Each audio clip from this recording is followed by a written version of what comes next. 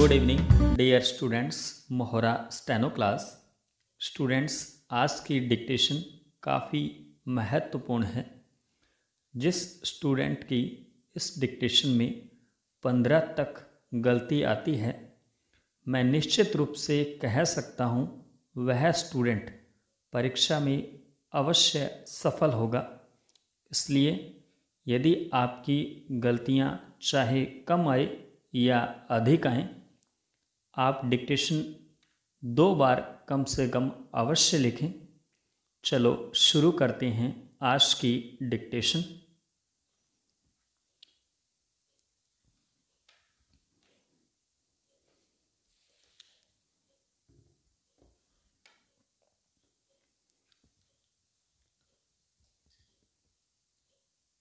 शुरू। वर्ष 1960 के दशक की शुरुआत में मैंने पंजाब के पैतृक गांव में 2 साल बिताए।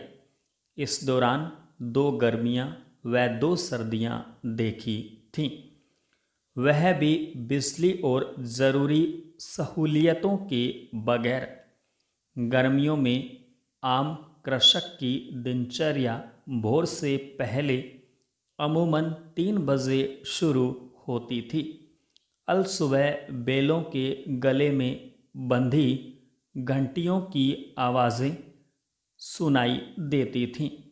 जब वे कंधों पर हल उठाए किसान के साथ खेतों की ओर निकलते थे, ताकि सूर्य के ताप से पहले काम निपट सके। बैलों के जरिए एक दिन में बमुश्किल एकड़ भर रकबा ही जोता अथवा सींचा जा सकता था, वह भी जब अपना कुआं रहट होने का सौभाग्य हो, वरना तो बीज डालो और बारिश की आस में आसमान तकते रहो।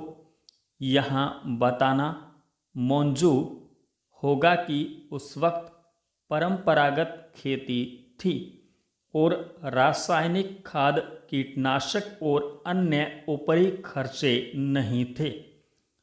हल से खेत जोतने के अलावा पशुओं के चारे का इंतजाम करना होता था, चराने ले जाना पड़ता था, पीने का पानी कुओं से ढोया जाता था।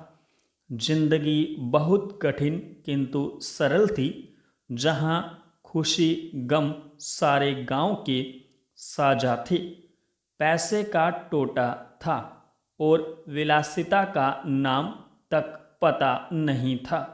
रोजमर्रा की ज़रूरतें वस्तु के बदले वस्तु ले देकर पूरी होती थीं।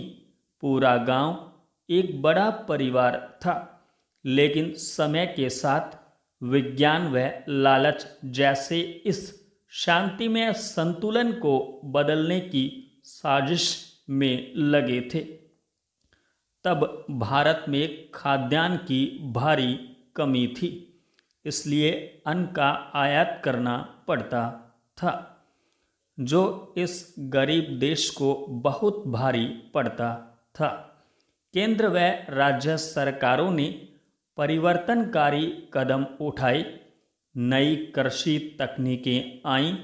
पुरजोर प्रयासों से पंजाब हरियाणा हरित क्रांति के रूप में फलीभूत हुए।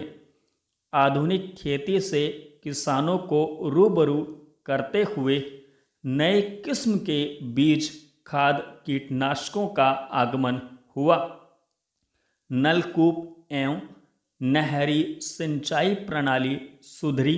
क्षेत्र के प्रयोगधर्मी व मेहनतकश किसानों ने प्रधानमंत्री लाल बहादुर शास्त्री के नारे जय जवान जय किसान से प्रेरित होकर देश से भूखमरी मिटाने की चुनौती स्वीकारी।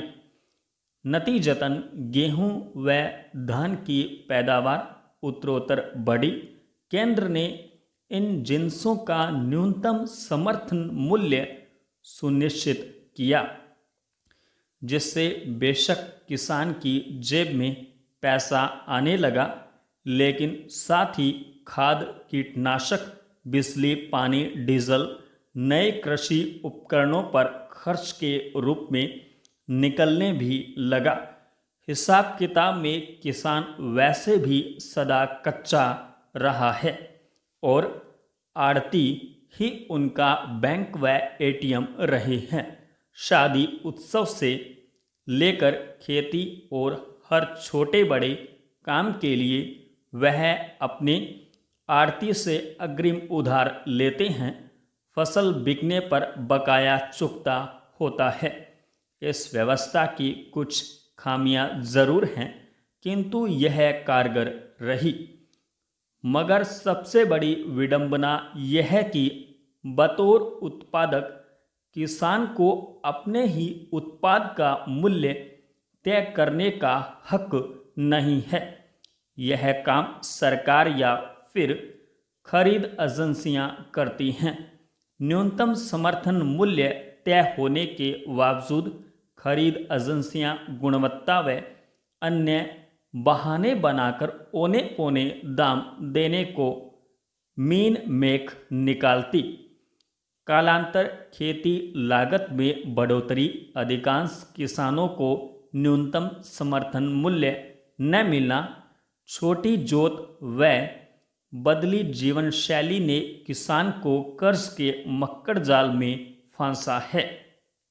वह किसान समुदाय जो रिवायती तौर पर वस्तु के बदले वस्तु ले देकर काम चलाता था, उसे नकदी आधारित व्यवस्था में खुद को ढालना पड़ा और पैसों की अधिक ज़रूरत संपूर्ण विराम। डियर स्टूडेंट्स, डिक्टेशन अच्छी लगी हो तो वीडियो को लाइक करें, शेयर करें तथा चैनल सब्सक्राइब करें।